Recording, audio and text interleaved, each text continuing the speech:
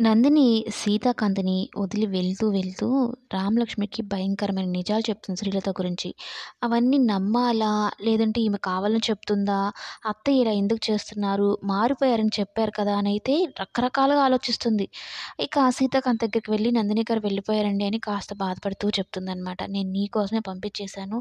అనుమానం అనేది ఒక్కసారి మొదలైంది అంటే అది పెనుభూతంలాగా మనల్ని వెంటాడుతూనే ఉంటుంది. నువ్వు నా నుంచి దూరం అయిపోతే నేను తట్టుకోలేను రామలక్ష్మి అనైతే చెప్తాడు. అయినా మా ఇద్దరి మధ్యన అలాంటి రిలేషన్ ఉందని నీకెవరు చెప్పారు అనైతే చెప్పడంతో, శ్రీలత గురించి చెప్పకుండా నాకా మాత్రం తెలీదా?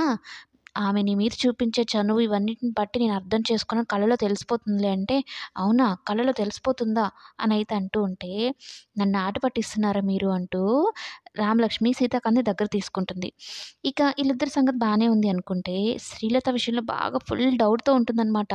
ఈ మాట్లాడే ప్రతి ఒక్క మాట పైకి జెన్యూన్‌గానే కనిపించినా, నాటకం అనే తెలుస్తుంది.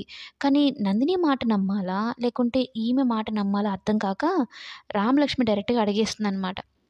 "ఏంటి రామలక్ష్మి ఇలా వచ్చావు? నిద్ర పట్టలేదా?" అని శ్రీలత అడిగితే, "కొందరి మనస్తత్వాలు ఎలా అర్థం చేసుకోవాలో తెలియక నాకు నిద్రే పట్టడం లేదు అత్తయ్య గారు. మిమ్మల్ని ప్రశ్నలు అడుగుతాను కొన్ని చెప్తారా?" అని తెలివిగా శ్రీలత నుంచి నిజాన్ని రాబడుతుందనమాట. సందీప్ అంటేనే ఇష్టం, సీతాకాంత్ ఇష్టం లేదు అన్నట్టు తన మాటల్లోనే నిజాన్ని ఒప్పించేలా చేస్తుంది. ఈమె నిజంగా సీతాకాంత్ కోసమే మారింది అని అనుకుంటే, ఇప్పుడు సందీప్ పేరు ఎలా చెప్తుంది అని ఒక రకమైన ఆలోచన పెట్టేసుకుంటుందనమాట రామలక్ష్మి శ్రీలత గురించి.